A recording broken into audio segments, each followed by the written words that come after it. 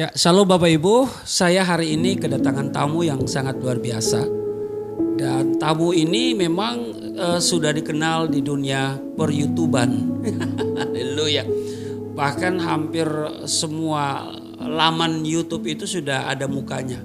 Dan beliau ini sangat bersemangat di dalam memberitakan Injil. Nah, dia adalah seorang murtadin berasal dari Aceh. Ya, Aceh tentunya sangat luar biasa ya. Nah, kita langsung saja menghadirkan beliau ini. Ya, ini adalah Bapak Afraham Effendi Usman, Pak. Afraham ya, bukan Abraham ya? Bukan. Kenapa bisa Afraham? Dari bahasa Ibrani kalau Faith itu kan bacaannya Afraham. Kalau di bahasa Indonesia kan Abraham. Oh begitu. Jadi pakai Ibrani langsung Pakai ya? Ibrani langsung. Oke. Afraham. Luar biasa. Tapi maupun Abraham ataupun Afraham tidak ada sangkut pautnya dengan keselamatan. Oh begitu ya. Haleluya ya. Nah, saya ini baru kenal di YouTube juga nih. Baru kali ini kita jumpa secara langsung. Kita hanya by WA ataupun telepon, dan kali ini kita boleh ketemu di sini bukan karena rencana kita, tetapi memang Tuhan yang sudah mengatur segala sesuatu. Baik, Bapak Afraham, ya, Evangelis Afraham. Kok ada apa itu akik? Itu apa itu ya? Jadi saya Pak Munawarfa. Kemanapun saya pergi, dimanapun saya berada, dengan siapapun saya berbicara, saya selalu bawa aki. Aki ya. Bagi orang kebanyakan aki itu hanya untuk mempermanis jari, tapi tidak bagi saya. Saya selipkan makna rohani di dalam aki ini. Aku kabarkan Injil keselamatan. Wah, itu dia. Aku kabarkan Injil keselamatan. Wah. Begitu juga dengan Aceh, Pak. Aceh. Mungkin kalau Bapak lihat Aceh, orang mengartikan Arab, Cina, Eropa, Hindia. Dan kalau Bapak melihat saya, karena kulit hitam. Ini Pak, bukan hitam, Pak. Ini hitam manis. Bukan. Ini namanya putih tua. Jadi pasti kebayang, wah ini Pak Afraham Effendi ini ada keturunan Hindia. Tapi saya mengartikan Aceh, saya selipkan makna rohani di situ. Aceh, aku cinta Elohim Hamasyah. Haleluya. Jadi sama halnya dengan aku cinta Tuhan Yesus Kristus. Iya. Nih ngomong-ngomong nih Pak Afraham ya. Saya panggil apa ya? Terlalu susah panggil Afraham ya. Bang Pendi aja. Bang Pendi. Bang Pendi. Oke, Bang Pendi ya, lebih akrab lagi. Dan memang masih muda nih kelihatan ya. Kira-kira baru umur 27 nih. Haleluya. Jadi saya ini baru kenal juga di YouTube nih kesaksian, tapi sepotong-sepotong. Kali ini saya mau tanya langsung nih. Memang asli Aceh ya? Asli Aceh. Gak ada campuran Batak begitu atau? Gak ada campuran Batak. Arab? Sama sekali tidak ada. Memang Aceh ya? Aceh. Di Aceh itu di bagian mana gitu? Kabupaten Biren, Pak. Bukan yang kena tsunami ya? Bukan. Kita Kabupaten Biren. Kabupaten Biren itu kalau di daerah, kalau kita berangkat dari Medan, itu lewat Sumawe. Lewat Sumawe, Krumane, setelah Krumane, Kutablang, setelah Kutablang, Matang Gelumpang 2, Kabupaten Biren. Nah itulah kota saya, Matang Gelumpang 2, lalu masuk ke dalam lagi. Masuk ke dalam lagi. Tapi kita tidak bisa ceritakan semuanya di YouTube. Karena menyangkut beberapa hal. Emang di Aceh itu nggak ada gereja ya? Sebenarnya Pak, di Aceh itu ada gereja. Dan gereja di Aceh tidak diganggu. Walaupun ada kita dengar berita gereja di Aceh itu diganggu. Orang Aceh tidak pernah mengganggu gereja. Tetapi tidak boleh ada orang Aceh yang masuk gereja. Oh begitu. Nah, karena bagi Aceh itu Pak, yang pertama syariat Islamnya kuat.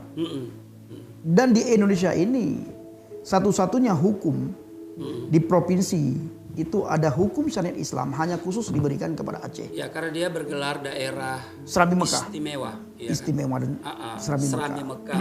Kalau Serambi Medina itu kota saya, Gorontalo. Gorontalo ya. Serambi Mekah di Aceh. Ya. Nah, gitu. Jadi di sana ada gereja, ada orang Kristen tapi pendatang. Pendatang. Oh. Dan tidak diganggu. Tidak diganggu ya. Berarti bohong orang bilang diganggu itu ya. Bohong Pak. Oh. Kecuali ya Pak ya, Iya. ada provokasi. Oh. Nah satu lagi, apabila kita melakukan penginjilan, itu sudah penistaan agama di Aceh. Karena ketika Al-Quran berkata Inna dina indallahi Islam, Iya. agama yang paling benar di sisi Allah adalah agama Islam. Tidak boleh ada Agama lain. boleh ada agama lain, tapi orang Aceh jangan sampai masuk ke agama lain. Oh. Kalaupun kamu masuk ke agama lain, konsekuensinya tanggung sendiri. Tapi kan misalnya begini, apakah Aceh itu sejak nenek moyangnya sudah Islam, atau kan dibawa oleh orang dari luar Aceh untuk memberitakan Islam kan? Kalau kita lihat sejarah ya Pak ya, Islam masuk ke Indonesia itu pertama sekali lewat Aceh, lewat sejarah apa namanya itu Pase ya, apa namanya Pase itu? Samudra Pase. Oh, Samudra Pase. Jadi Islam masuk ke Indonesia ini lewat Samudra Pase Pak, itu di Aceh. Ya tapi kan orang Aceh sendiri waktu zaman dulu kan tidak beragama Islam. Saya kurang tahu. Begitu saya lahir, saya sudah Islam. Ya, tapi apakah Bang Pendi pernah belajar tentang agama suku, ya? Agama suku asli Aceh itu apa, gitu kan? Di Aceh Kalau tidak. lalu kemudian nanti ada orang bawa syiar Islam, ya, lalu kemudian orang Aceh masuk Islam, gitu. Sepertinya Pak di Aceh tidak ada agama suku ya. Tidak ada agama suku. Tidak ada agama suku. Sepengetahuan saya, walaupun nanti ada orang yang baca sejarah, yang tahu sejarah menemukan itu, tapi dari umur saya 1 tahun sampai 37 tahun, 36 tahun saya belum pernah tahu. Belum pernah tahu dan belum pernah mendengar ada agama lain di Oke, Aceh. berarti begini Bang, kita kan mesti lihat dulu apa namanya kota Aceh itu umurnya udah berapa tahun? Wah, saya juga nggak tahu Berapa itu. ratus tahun gitu kan? Nah, kan kita lihat berarti kalau dia misalnya lebih dari misalnya kalau Islam itu kan ada baru 1400 sekian kan? Ya. Nah, kalau dia udah dari misalnya 1600 misalnya atau 1700 tahun, berarti sebelum Islam ada orang Aceh itu memiliki agama Keyakinan. kepercayaannya itu bikin penelitian menarik itu. Ya menarik itu, mungkin bisa bergelar doktor itu sampai. Betul. Ya. Tapi Jadi mesti dipelajari sejarahnya, berdirinya kota Aceh itu ya, penduduk awal itu siapa, lalu kemudian siapa yang bawa Islam ke sana, siapa yang pertama kali masuk Islam. betul. Oke, jadi itu studi penelitian lah. Oke, kita lepas dari itu. Nah, Pak Bang Pendi ini kan terlahir sebagai Islam ya. Sampai umur berapa nih? Sampai umur saya 31 tahun. 31 tahun. Sekarang Saya 36 tahun. Saya kelahiran 84, Pak. oke. Nah, jadi dari umur 0 sampai 1 tahun. 31 tahun itu Islam. Ya? Islam. yang bagaimana bisa diceritakan nggak ya? Tapi kayaknya kalau Aceh itu memang harus Islam, benar-benar Islam ya. Benar-benar Islami ya kalau Aceh. Islam Aceh itu Pak, itu sudah yang pertama mayoritas Islam. Mhm. Yang kedua, sangat memalukan bagi orang Aceh Kalau dia, apabila tidak bisa ngaji. oke. Apabila tidak bisa baca Quran. Iya. Itu sangat memalukan. Ya tapi memang sebagai orang Islam kan kalau dia tidak bisa ngaji berarti dia nggak bisa sholat. Nggak bisa sholat. Ya kan? Karena umur 6 tahun aja itu sudah diwajibkan baca Quran, lalu kemudian hafal surat-surat pendek ya paling tidak supaya dia bisa sholat. Karena Betul. umur 12 tahun dia harus sholat. Betul. Kalau tidak sholat umur 12 tahun itu pasti dicambuk. Betul. Iya kan? Karena sudah termasuk akil balik gitu kan. Nah tentu kalau bilang Islam dari Aceh itu artinya kuat gitu kan.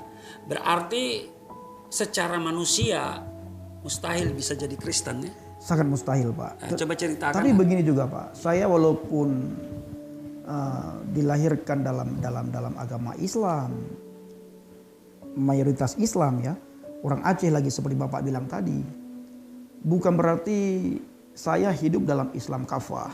Oh gitu. Nah, ada banyak hal yang saya lakukan, kesalahan, dosa itu sangat banyak sekali. Apalagi anak muda ya. Iya, sangat banyak dosa saya. Kalau saya ingin melihat masa lalu Pak, Dan kalau bisa saya kembali ke masa lalu, saya akan memperbaiki kesalahan dan dosa saya. Tapi tidak bisa kita kembali ke masa lalu. Semakin saya ingin memperbaiki diri, semakin saya jatuh dalam dosa. Oke. Tapi tahu itu bahwa itu dosa ya? Tahu, sangat tahu, Pak. Seperti apa yang di Alkitab katakan, bukan apa yang ku kehendaki yaitu yang baik yang aku lakukan. Tetapi yang tidak ku kehendaki yaitu yang jahat, nah itu yang kulakukan. Itu yang kulakukan. Jadi memang kecenderungan manusia adalah selalu mau berbuat jahat dan meninggalkan Tuhan. Gitu. Betul, karena manusia ini kalau dilihat dari bahasa Arab, Pak. Manusia, artinya barang, sia itu berasal dari kata nasiya yansa. Lupa. Jadi sifat manusia itu sudah sifat yang lupa dia. Makanya cenderung sekali jatuh dalam dosa. Sekalipun dia pangkat punya kedudukan tinggi, mengerti dan memahami ilmu agama, tetap tidak akan luput daripada kesalahan dan dosa. Tapi waktu melakukan dosa itu dalam keadaan sadar. Sangat sadar, Pak. Lalu apakah ada semacam penyesalan? Sangat, Pak. Ada ya? Sangat. Makanya saya bilang tadi. Lalu apakah berpikir bagaimana menyelesaikan? Makanya saya bilang tadi, Pak. Semakin saya ingin menyelesaikan, saya ingin tidak mau jatuh dalam lubang yang sama. Tetapi semakin jatuh. Kira-kira kalau bisa disebut ya, tentu ada dosa yang sangat pribadi, tapi ada dosa yang sangat umum. Kira-kira yang sangat yang pribadi nggak usah saya buka di sini atau Bapak atau Bang Pendi sampaikan, tapi yang sangat umum. Misalnya apa? Meninggalkan sholat atau apa? Kalau itu sudah jelas ya. Meninggalkan sholat. Meninggalkan sholat. Walaupun saya jarang. Sholat apa yang paling banyak dilanggar? Sholat subuh. Subuh, iya. Nah itu satu kali. Tahu nggak satu kali kita lalai sholat subuh? Saya tahu, Pak. Itu hukumannya berapa puluh tahun di dalam neraka? Nah beda, Pak. Kalau sholat subuh, seseorang meninggalkan sholat subuh. Apabila dia laki-laki seperti kita, Pak, maka dosanya itu sama dengan berzina dengan mamanya. Itu laki-laki. Apabila dia perempuan, dosanya sama dengan dia berzina dengan bapaknya. Di perempuan. Sementara kalau berzina itu dosa lalu menyelesaikan satu dosa zina itu 60 tahun sholat 5 waktu loh. Itu saya tidak pernah berpikir ya, Pak. Yang saya pikirkan meninggalkan sholat itu dosa. Jangankan meninggalkan sholat. Pasti. Terlambat sholat itu dosa, Pak. As-sholatu imanuddin. Makanya di channel saya, Pak, saya pernah katakan begini. Sebenarnya orang yang meruntuhkan agama Islam itu bukan orang Kristen. Bukan orang Nasrani, bukan orang kafir. Termasuk orang yang meninggalkan sholat. Di sebuah hadis dikatakan as-sholatu imanuddin. Sholat itu tiang agama. Betul. Faman aqamaha faqad aqamaddin. Apabila kamu melakukan sholat, maka engkaulah yang meninggikan agama. Tiang agama. Faman taqaraha faqad tarakaddin. Siapa di antara kamu yang meninggalkan sholat, maka engkaulah yang meruntuhkan agama. Jadi memang saya juga waktu masih kecil ya dididik untuk melakukan 5 waktu sholat. Nah, kita lakukan 4, nggak lakukan yang 1, maka yang 1 ini membatalkan yang 4 dan kita berada dalam kecelakaan. Fawailul lil musallin. Celakalah bagi mereka yang sembahyang. Allazina hum an sholatihim sahun. Mereka yang lalai dalam sembahyang. Nah, jadi itulah dosa yang banyak diperbuat oleh orang Islam termasuk Bang Pendi ya. Iya, kita tidak katakan orang Islam ya. Saya katakan dulu saya Pak. Secara pribadi. Saya pribadi. Mungkin orang lain tidak ya. Orang lain mungkin tidak merasa. Tapi tidak merasa, Pak. Saya sangat merasa, Pak. Dan hidup saya dulu hidup dalam keadaan was-was. Contoh was-was ya. Hidup dalam was-was, hidup dalam bayang-bayang maut, hidup dalam ketakutan. Ini sebentar lagi waktu sholat, aku sholat enggak ya? Terus ketika sholat, Pak, pikiran saya main. Ini aku sholat, Allahu Akbar. Sholat aku diterima enggak ya oleh Allah? Yang ketiga, aku ini khusyuk enggak ya? Jadi melakukan sholat pun, Pak, itu dalam keadaan kekhawatiran. Ya. Pasti memikirkan, walaupun kecuali orang itu munafik tidak mau mengaku ya, Pak. Saya tidak takut-takut mau mengakui dosa saya. Maka saya katakan tadi, Pak, dosa saya yang lalu itu benar-benar dosa yang tidak bisa saya bayangkan. Kalau saya pikirkan hari ini, Pak, saya malunya minta ampun. Tapi Alkitab luar biasa. Dia datang untuk orang berdosa. Sebelum kita pindah ke Alkitab, ini masih enak nih ngobrol tentang masa lalu nih ya. Jadi kehidupan yang lama ini kan perlu juga kita sampaikan kepada mereka yang sedang menyaksikan tayangan ini. Nah, jadi dosa yang paling umum dilakukan adalah meninggalkan sholat, ya, puasa, Puasa juga begitu. Banyak ya? Banyak. Tapi maaf, kalau berzina enggak kali ya? Saya berzina enggak. Enggak ya? Oke. Kalau mencuri kagak kali ya? Ada juga saya lakukan. Haleluya. Ada. Pokoknya sudah saya bilang, Pak. Komplit ya? Udah komplit. Semuanya yang tidak, Pak, yang tidak saya lakukan ya. Kalau berzina saya sudah lupa ya. Ada apa enggak? Katakanlah ada. Yang tidak saya lakukan membunuh. Minum minuman mabuk. Ganja, narkoba. Padahal di sana daerah yang ganja. Saya tidak. Oh, gitu. Kalau dosa lain, Pak, sampai saya pernah yang tidak pernah saya saksikan, Pak, berikan kesaksian termasuk di channel saya. Dengan mama saya saja saya sering sekali, waduh Pak, saya tidak bisa ceritakan. Tapi saya bersyukur dengan adanya internet, Pak. Setidaknya mama saya pasti melihat bagaimana perubahan Anaknya, perubahan saya setelah saya mengalami Kristus dalam hidup saya. Jadi hampir setiap saat dosa itu selalu dibuat. Berarti untuk masuk surga itu kemungkinan besar nggak ada ya. Kemungkinan besar tidak ada, tapi kita diberikan pengharapan. Tetapi masuk neraka itu pasti ya. Oh, itu pasti, Pak. Wa iminkum illa wariduha kana ala rabbika hataman maqdiyan. Iya, artinya apa itu? Supaya mereka tahu. Wa iminkum illa wariduha kana ala rabbika hataman maqdiyan. Maryam 19 ayat 21. Iya. Dan semua orang di antara kamu akan mendatangi neraka. Iya. Hal itu bagi Tuhanmu suatu kemestian yang sudah ditetapkan. Nah, ini perhatikan, Pak. Ini penting sekali. Karena banyak teman-teman YouTuber dari Islam, mereka mengatakan bahwa ayat itu untuk orang Yahudi dan Nasrani. Padahal di situ tidak ditulis Nasara, Yahudi, tidak ditulis. Betul. Bahkan di situ ditulis setiap orang di antara kamu akan mendatangi neraka. Hal itu bagi Tuhanmu suatu kemestian yang sudah ditetapkan. Cuma pinter, Pak. Pinternya di mana? Mereka mengatakan bahwa termasuk saya dulu ya. Kita udahlah nggak usah ngomong mereka. Saya dulu mengatakan begini, memang benar saya ini masuk neraka. Tapi kalau sudah habis masa hukuman saya di neraka, saya diambil dimasukkan ke surga. Oh, jadi masuk neraka dulu baru masuk ke surga. Baru masuk surga kalau sudah habis masa hukuman. Nah, kita tidak usah melihat Alkitab ya, Pak ya. Karena tidak ada perbandingannya antara Alkitab dengan kitab suci yang lainnya. Surah Al-Baqarah, saya lupa ayatnya. Di situ Allah berkata, bala man kasaba say'atan wa ahatat bihi khati'atuhu fa ulaika ashabun nar hum fiha khalidun. Oh, bukan seperti itu kata Allah. Bukan seperti itu. Yang benar melainkan siapa yang berdosa. Siapa yang berdosa ini, Pak? Tidak dikatakan Kristen, Nasrani, Yahudi ya. Bukan seperti itu, bukan seperti itu. Yang benar melainkan siapa yang berdosa dan dia telah diliputi oleh dosanya, dia penghuni neraka dan dia kekal dalam neraka. Bayangkan. Kekal ya? Kekal. Arti kekal kan? Jadi nggak ada diambil lagi ya? Sekarang kita bertanya, Pak. Arti kekal menurut surah Al-Baqarah yang sudah saya bacakan barusan itu apa sih? Katakanlah kekal itu berarti selama-lamanya. Selama-lamanya, abadi ya? Apa arti abadi? Ya selama-lamanya. Apa arti selama-lamanya? Ya kekal. Kekal. Apa arti kekal? Tidak pindah-pindah. Apa arti tidak pindah-pindah? Artinya kalau sudah masuk neraka. Di situ doang ya. Di situ lu ya. Nah, udah di situ. Di situ aja ya. Di situ aja. Haleluya. Makanya Pak, saya bersyukur sekali. Saya orang yang berdosa sekali. Sangat banyak dosa, Pak. Maka saya sering sekali dikomentari oleh teman-teman yang dari Aceh.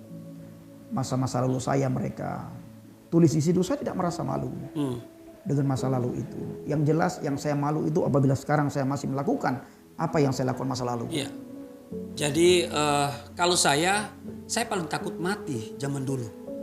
Kenapa? Karena saya merasa amal saya nggak cukup untuk menjawab pertanyaan mungkar nakir. Ini paling bagus, Pak. Saya pernah katakan begini, Pak ya. Kullu nafsin za'iqatul maut. Setiap yang bernafas, yang bernyawa, pasti mengalami mati. Begitu kita meninggal, tutup mata, buka mata dalam kuburan. Iya. Iya.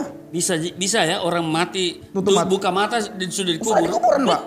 Karena begitu tutup mata, mati, langsung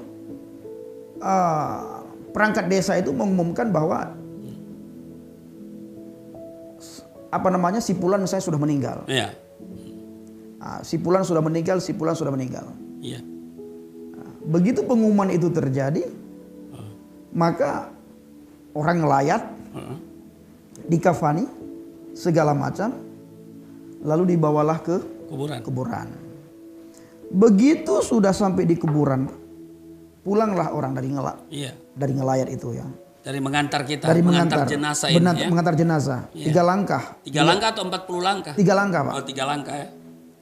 Mungkin Pak Manuarfa mendengar ada 40 langkah. Iya, ada yang katakan 40, mungkin ada versinya ya. Iya. Kalau yang versi mungkin saya, kalau 3 langkah di Bapak, mungkin 40 langkah di saya karena saya punya langkah kecil. Pokoknya Pak, ketika imam masjid ataupun perangkat desa mengatakan innalillahi wa inna ilaihi rajiun.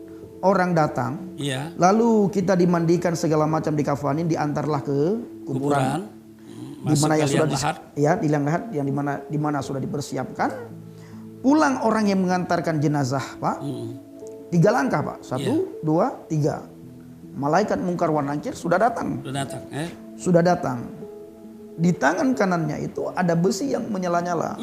Yang katanya besi itu diambil dari neraka. Itu menakutkan. Lalu malaikat mungkar wa nakir bertanya, "Ya Effendi, ma rabbuka?"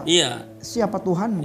Tapi tanya nama dulu. Tapi kan pakai bahasa sana ya, bukan bahasa kita ya. Bukan bahasa Manado, Pak. Nah itu dia yang saya takutin. Saya tidak tahu juga apakah bahasa Manado ya, yang jelas. Saya belum menemukan hadis bahasa boleh pakai bahasa lain ya. Malaikat berbicara dalam bahasa lain. Yang jelas bahasanya itu bahasa Arab. Ma rabbuka. Ada orang yang tidak bisa bahasa Arab, Pak. Mampuslah dia. Nah itu. Ma rabbuka, siapa Tuhan? Nggak bisa bahasa Arab, karena. Bagaimana cara jawab? Di tongkat yang sudah dipersiapkan oleh malaikat dipukul, Pak.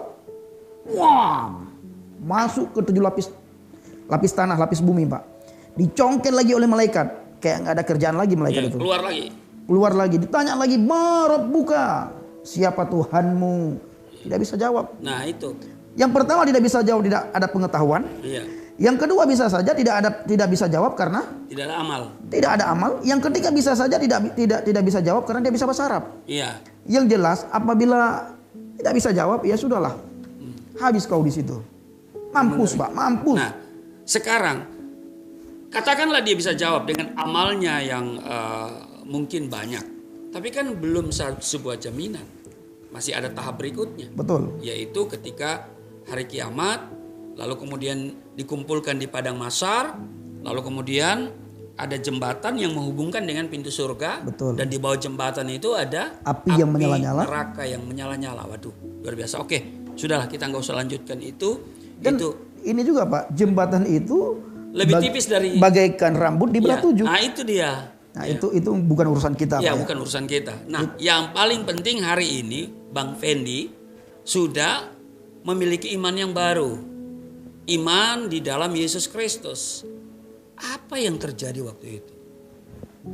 Waktu itu, Pak, tahun 2014. Saya berdebat dengan orang Kristen. Nah, awal-awalnya itu terjadi perdebatan. Sebelum terjadi perdebatan, saya iseng-iseng, Pak. Saya buat status di Facebook, media sosial. Insya Allah tahun 2017 tukang sapu naik haji. Kebetulan saya punya usaha sapu lidi, Pak. Nah, waktu itu saya ada usaha sapu. Jadi yang dimaksud tukang sapu itu Anda? Saya. Oke. Karena waktu itu, Pak, kalau Pak Manuarfa pernah mendengar dan menonton tukang bubur naik haji. Nah, iya. itu membuat saya termotivasi ya. Termotivasi untuk tukang sapu juga bisa naik haji. Jangankan tukang bubur, tukang sapu juga tidak ada. Tidak ada yang tidak mungkin. Berarti bisa difilmkan ya. Gitu. Kalau tukang bubur kan memang cuma film. Betul. Nah, ini di dunia nyata. Iya. Tukang sapu naik haji. Iya. Jadi Pak Manuarfa, banyak sekali teman-teman yang memberikan semangat kepada saya. Ada salah satu masuk komentar di situ, Ibu Sofi Silalahi, orang Medan. Beliau bilang kepada saya, apa kamu bilang naik haji? Nah, jangan-jangan kamu ke Israel tahun 2017. Bayangkan, Pak. Kenapa dia bisa berkata begitu? Dia orang Kristen ternyata. Iya. Saya tidak tahu kenapa dia bisa menulis seperti itu. Komentar seperti itu. Kita ini mendengar, Bapak kan dari Islam juga ya, Pak. Kita sama-sama dari Islam. Mendengar Yerusalem saja, Pak. Itu bencinya minta ampun. Iya, Israel. Yahudi. Yerusalem, Israel. Iya, marahnya kita minta ampun. Ketika mendengar Yerusalem itu. Itu kenapa? Itu kita potong dulu. Kenapa ada kebencian itu ya? Katanya itu bangsa Zionis ya, bangsa yang sangat Iya. kejam. Saya juga benci ya. Kenapa ya? Dia bikin salah apa ke kita? Bikin salah apa? Malah saya pernah katakan kalau tidak ada bangsa Yahudi kita tidak akan Tidak bisa, ada YouTube. tidak akan ada YouTube, Iya. bahkan tidak ada handphone. Tidak ada handphone ya kan? Yang lucunya begini Pak, ini kita mengarah ke sana sedikit ya. Nah, Banyak orang yang benci kepada Cina, nah itu. sementara HP dipakai HP Cina. Nah itu. Sementara Nabi Muhammad berkata, "Utlubul ilmu walau bisin." Tuntutlah ilmu walaupun ke negeri Cina. Cina. Kita tinggalkan dulu Pak. Iya. Nah singkat cerita Pak, saya caci maki Ibu Sofi ini. Saya hina beliau. Ibu Sofi ini tidak membalas Pak. Diambil akun Facebook saya, dimasukkan ke grup Islam bertanya, Kristen menjawab. Kristen bertanya, Islam menjawab. Iya. Nah setiap hari di grup itu terjadi cacian, terjadi makian, terjadi hinaan. Yang Kristen tidak menunjukkan karakter Kristus. Nah itu dia. Yang Islam, saya pribadi tidak menunjukkan seorang Muslim. Sebagai seorang rahmatan lil Seorang alamin. Muslim. Iya. Orang yang taat, orang yang patuh, orang yang tunduk, Betul. orang yang menyerahkan diri kepada Tuhan. Iya. Jadi tidak ada kata-kata itu Pak. Yang ada saya bagaimana mencaci maki dan menghina orang Kristen. Dan orang Kristen pun membalas hal yang sama Pak. Iya, caci maki dibalas dengan caci maki. Iya. Padahal itu bertentangan dengan Alkitab. Bertentangan. Kita tinggalkan dulu itu. Iya. Nah singkat cerita Pak, ada satu bapak namanya Pak Kurnia Budi. Orang Jakarta, sekarang beliau tinggal di Jogja. Nah setiap komentar saya yang negatif, cacian, makian, hinaan, beliau selalu hadir dan membalas dengan kata-kata yang lemah lembut Pak. Lembut sekali, sampai hati saya berbicara ya. Hati saya berbicara, pikiran saya sudah muter-muter. Apa sih yang dipelajari oleh bapak ini? Bayangkan Pak, sekian puluh ribu di grup itu Pak, ratusan orang. Sekian ratus orang Kristen di grup itu. Saya hanya mengatakan apa sih yang dipelajari oleh bapak ini? Saya tidak mengatakan apa yang dipelajari oleh orang Kristen. Yang saya katakan apa yang dipelajari oleh orang ini. Iya. Sampai seperti itu ya. Sampai seperti itu. Kenapa berbeda dengan orang Kristen pada umumnya kalau dia orang Kristen? Akhirnya Pak saya lihat profil beliau, memang beliau orang Kristen. Kita melihat di dalam Amsal 15 ayat 1, jawaban yang lemah lembut dapat meredakan amarah, dapat meredakan murka. Nah itu yang terjadi pada diri saya. Jawaban yang lemah lembut Pak Kurnia Budi itu Pak membuat hati saya damai sejahtera, sukacita, Haleluya. dan luar biasa ya. Iya. Akhirnya iseng-iseng Pak saya ketiklah di Google. Saya ketik di Google, saya cari di internet Bible. Ketika saya ketik Bible Pak, yang luar biasa itu muncul satu ayat. La ayatan ba'dahu wala ayatan qablahu. Tidak ada ayat setelahnya dan tidak ada ayat sebelumnya. Harusnya ketika saya ketik Bible itu muncul kitab Pak. Muncul banyak ayat Alkitab. Betul. Ini satu ayat muncul. Iya. Akulah jalan kebenaran dan hidup. Tidak ada, saya merinding. La ahadan yadhahu ilal abi ilal bi. Tidak ada satu manusia pun yang bisa datang kepada Bapa kalau tidak melalui aku. Lalu saya teringat Pak, saya pernah belajar di sebuah pondok. 6.666 ayat, Iya. ayat Al-Quran. Ada banyak kisah Nabi dan Rasul di situ. Tapi tidak ada satu Nabi dan Rasul pun yang berani mengatakan Iya, seperti itu. Seperti Yohanes 14 ayat 6. Iya. Yang ada kita diceritakan oleh para ustadz dan ustazah bahwa Injil itu sudah dipalsukan. Ya itu dia. Tetapi ketika saya menemukan Yohanes 14 ayat 6, saya begitu terperangah Pak. Wah ini berarti hidayah. Ini hidayah. Betul. Jalan ke surga ya ini Ya Pak. ini hidayah, Maka petunjuk. saya sering katakan kepada saudara kita dari Islam Pak. Hidayah itu bukan seorang masuk agama Islam. Betul. Hidayah itu yang pertama. Hidayah ada dua. Yang pertama, dia meninggalkan kesalahan dan dosanya. Betul. Yang kedua, dia menemukan jalan ke surga. Ya. Ini hidayah. Hidayah. Betul. Makanya Allah dalam Al-Quran tidak pernah memanggil ya ayyuhal islamu udkhulu ilal jannati. Ya. Wahai orang-orang Islam, masuklah dalam surga. Ya bukan. Ya ayyuhallazina amanu. Ya ayyuhalladzina amanu. Ya. Wahai orang-orang yang beriman. Betul. Maka Pak Manwarfa saya tambahkan sedikit lagi. Saya berpesan juga kepada teman-teman. Injil diberitakan dengan benar ditolak Pak. Ya. Apalagi diberitakan dengan cara yang salah. Ya itu dia. Maka karakter kita itu sangat Betul. kelemah lembutan. Betul. Maka Alkitab berkata, belajarlah kepadaku karena aku lemah lembut dan rendah hati. Jadi ayat itu yang menjadi titik balik ya istilahnya ya. Menjadi ayat panggilan yang Yesus katakan di dalam Yohanes pasalnya yang ke-14 ayatnya yang ke-6. Ana huwa tariq wal haq wal hayat. Akulah jalan, kebenaran dan hidup. Nah kemudian La ahadan yadhabu. lalu kemudian apakah selanjutnya yang dibuat setelah membaca ayat itu? Setelah itu Pak, saya bisa dikatakan seperti orang stres ya. Seperti orang stres. Dan setiap saya melakukan sholat Pak, waktu itu bulan puasa. Setiap saya ingin sholat, saya mendengar suara akulah jalan, akulah jalan, akulah jalan. Suara yang sangat lembut. Hingga singkat cerita saya putuskan ke Medan Pak. Ya bla bla bla bla bla, terjadilah saya, masuklah saya Kristen.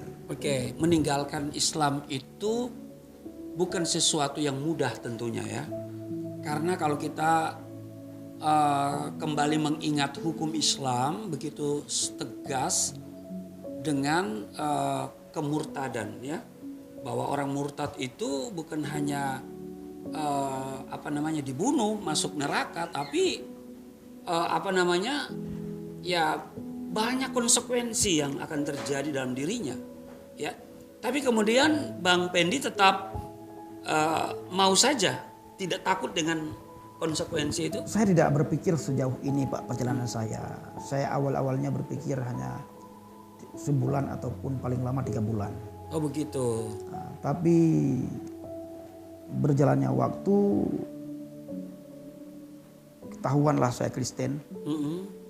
Saya nggak bisa ceritakan Pak, sedih sekali. Yeah. Nah singkat cerita,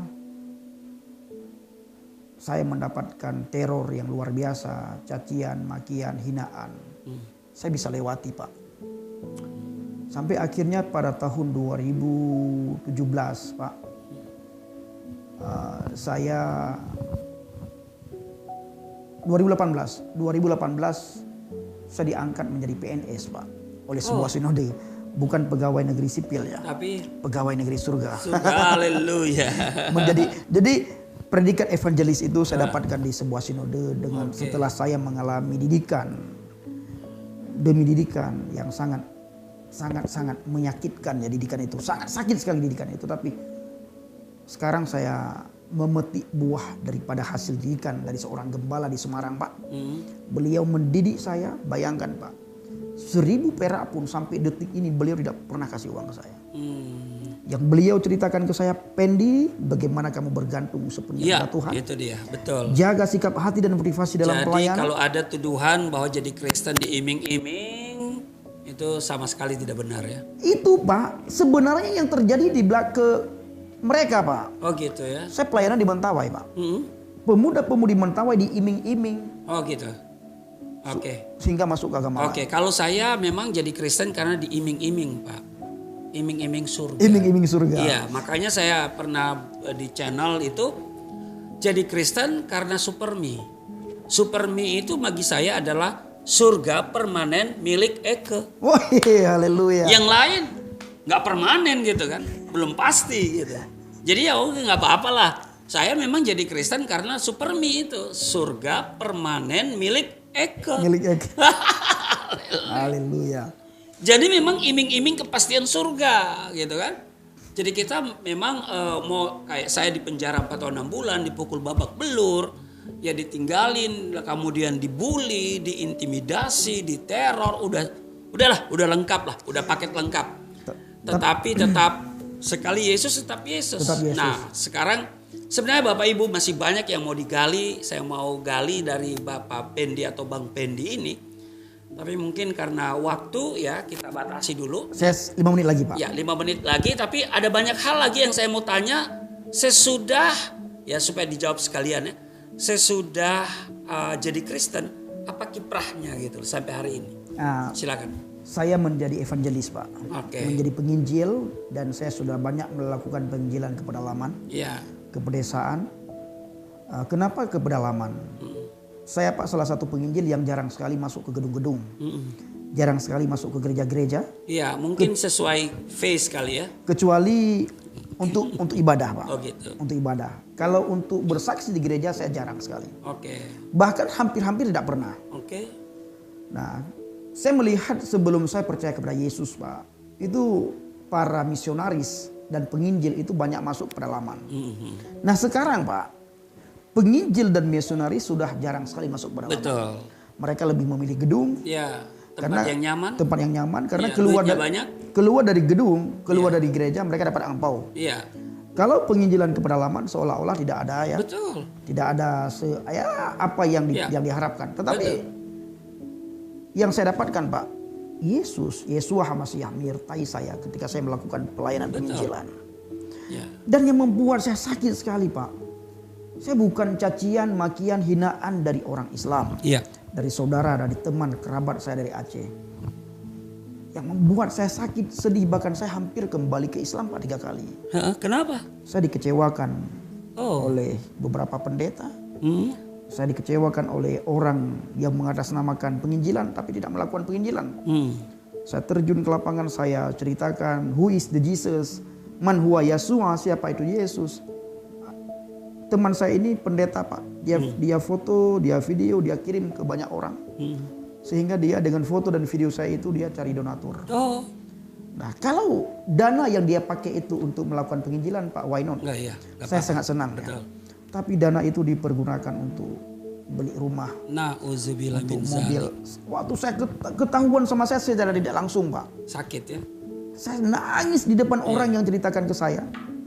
Karena orang itu tunjukkan, ketika orang itu bertemu dengan saya, Pak, ada seorang ibu, Cici, orang Chinese, Pak.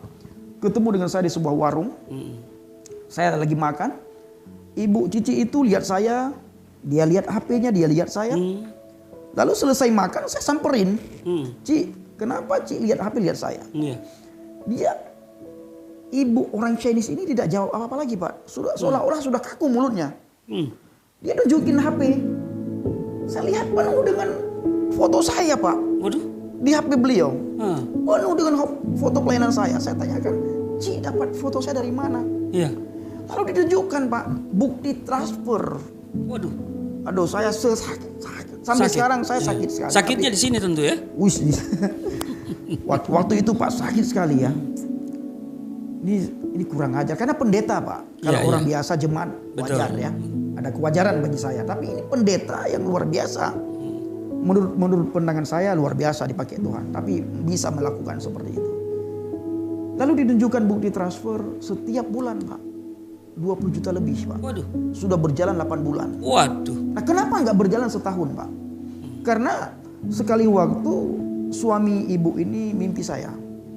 Saya datang ke rumahnya dalam keadaan capek, baju compang-camping. Lalu dia terkejut dari mimpinya. Dia bangun. Dia pikir bunga tidur, dia lanjutkan tidur, mimpi lagi yang kedua kali, dia tidak nunggu yang ketiga kali, dia bangunin istrinya, dia bilang tolong telepon pendeta A yang mereka transfer uang ternyata, Pak, untuk bawa Pak Aceh. Saya dipanggil Pak Aceh, Pak. Ada yang panggil Pak Aceh, ada panggil Pak Pendi, bawa Pak Pendi ke rumah kita. Kita ingin kenalan, belum kenal, Pak. Ingin kenalan, setidaknya kita bisa ajak dia makan. Saya mimpi begini dia ceritakan. Nah, ditelepon berkali-kali nggak diangkat, lalu orang itu menghilang, Pak. Hilang tanpa bekas. Tanpa alasan. Tanpa alasan, tanpa bekas ya. Nah, ketika ibu itu ceritakan dengan saya, Pak, bercucuran air mata. Apalagi saya yang mendengar, yang diperalat. Ya. Nah, sejak itu, Pak, saya bilang dari hati saya ingin kembali ke agama Islam. Kalau pendeta saja seperti itu, bagaimana dengan orang lain? Jadi mengalami kekecewaan ya. Kekecewaan yang luar biasa. Nah, ketika saya ingin kembali ke Islam, Pak, ini yang menarik. Hati saya berbicara, saya tidak berani berkata itu suara Tuhan. Hati saya kuat sekali berbicara, begitu beribawa suara dalam hati saya, begitu lembut, suara itu berkata, selama ini kamu melayani manusia atau melayani Tuhan? Saya lawan, Pak, suara itu. Saya tidak mau dengar kamu, saya tetap kembali ke Islam. Saya dengar lagi suara itu, Pak. 3 kali saya dengar. Setelah 3 kali saya dengar, saya menangis. Saya minta ampun sama Tuhan. Dan sejak itu, saya berdoa, Tuhan, mulai hari ini, saya tidak mau tahu, mau dia manfaatkan saya, tidak manfaatkan saya melayani Engkau. Yang penting saya beritakan Injil. Mau dia manfaatkan mau tidak. Engkau bagi saya Yahweh Yireh. Tuhan yang menyediakan segala-galanya dalam saya. Saya tidak punya donatur.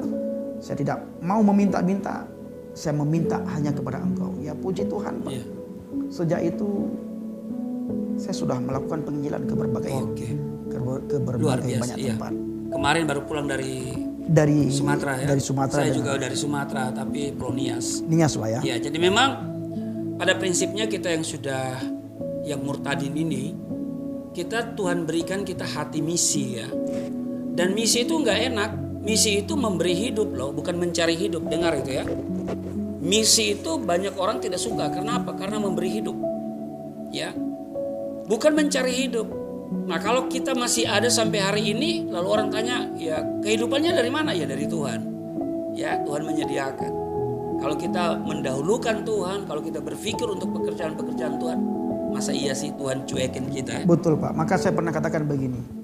Manusia boleh mengecewakan saya, tapi Yesus tidak pernah mengecewakan saya. Sejak dia perkenalkan dirinya melalui Yohanes 14 ayat 6 sampai detik ini Pak.